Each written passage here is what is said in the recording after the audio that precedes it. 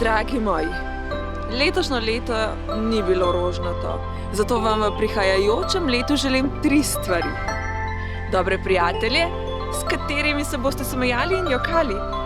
Tiste lepe trenutke, ki se jih boste radi spominjali in ogrejejo srce. Ter čarobnost.